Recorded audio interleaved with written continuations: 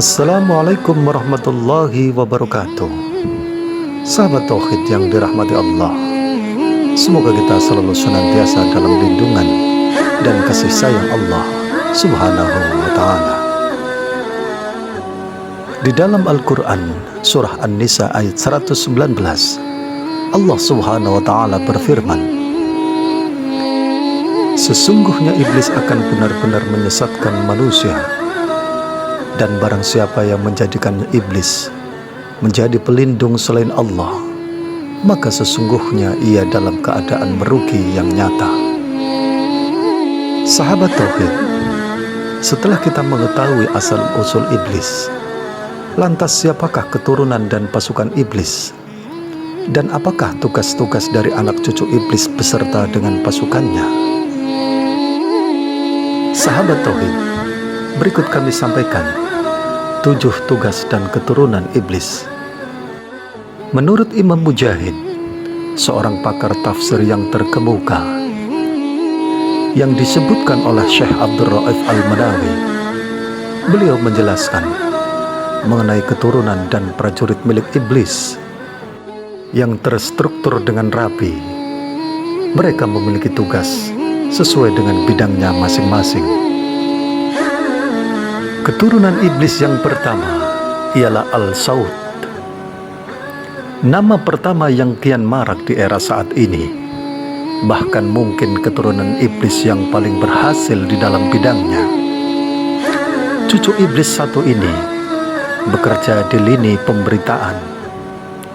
Al-Saud berperan meracuni sebuah berita dengan penuh kedustaan. Maraknya penyebaran hoax atau isu yang tidak jelas kebenarannya merupakan andil besar dari prajurit iblis ini. Keturunan iblis yang kedua yaitu Al-Sabru. Keturunan iblis ini kerap berurusan dengan segala bentuk ujian yang menimpa manusia.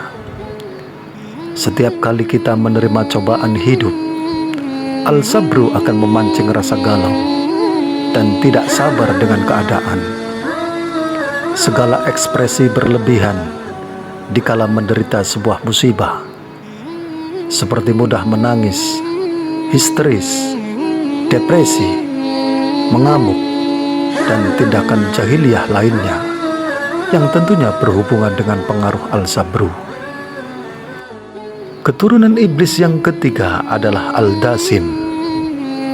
Al-Dasim adalah keturunan iblis yang memiliki kemampuan menghancurkan keharmonisan rumah tangga atau pasangan suami istri. Pengaruh Al-Dasim akan semakin cepat menjalar jika pasangan suami istri hendak memasuki rumah tanpa terlebih dahulu mengucapkan salam, baik terhadap keluarga yang ada di rumah atau tidak ada dalam kondisi berzikir. Dari Jabir bin Abdullah, Nabi Muhammad SAW bersabda bahwa sesungguhnya iblis itu meletakkan singgasananya di atas lautan, lalu mengutus bala tentaranya ke seluruh penjuru dunia. Yang paling besar fitnahnya kepada manusia, maka dialah yang paling dekat kedudukannya dengan iblis. Lalu iblis pun berkata, demi Allah, engkau belum melakukan apa-apa. Kemudian datang lagi tentara iblis yang menyampaikan laporan bahwa dia telah membuat pasangan suami istri bercerai. Saya tidak meninggalkan pasangan suami istri, kecuali telah aku pisahkan mereka, kata setan tersebut. Mendengar itu, iblis pun mengungkapkan, engkau adalah sebaik-baiknya tentaraku. Hadis riwayat Muslim. Keturunan iblis yang keempat adalah Al-Awar. Keturunan iblis yang satu ini memiliki tugas di bidang tindak asusila. Cucu iblis inilah yang kerap mengajak manusia meningkatkan nafsunya untuk melakukan hubungan seks bebas. Al-Awar mampu memberikan tegangan tinggi pada kemaluan pria dan wanita untuk menambah gairah hingga terhasut untuk berhubungan terlarang. Keturunan iblis yang kelima yaitu Al-Zalanbur. Al-Zalanbur adalah keturunan iblis yang selalu siap siaga untuk menyesatkan manusia di sudut-sudut pasar. Keturunan iblis satu ini akan membuat para pedagang di pasar rentan melakukan tindak penipuan serta kecurangan di dalam transaksinya. Iming-iming janji palsu, pebisnis terhadap konsumen menjadi tipu daya dari Al-Zalanbur. Keturunan yang keenam adalah Al-Walhan. Al-Walhan adalah keturunan iblis yang bertugas mengganggu urusan manusia saat bersuci. Setiap manusia dihasutnya untuk ragu-ragu dan bingung, baik saat berwudu, mandi, atau aktivitas toharoh lainnya. Bahkan iblis Al-Walhan mempengaruhi manusia untuk menggunakan air secara berlebih. Sahabat tauhid yang dirahmati Allah, keturunan iblis yang ketujuh adalah Al-Hanzab. Keturunan iblis dan pasukan selanjutnya yang bernama Al-Hanzab yang secara khusus mengganggu ibadah manusia. Keturunan Nabi Adam akan dibuat malas di dalam melakukan sholat, melanggar etika sholat, melakukan hal-hal yang bisa membatalkan sholat, tidak khusyuk, dan banyak lagi lainnya.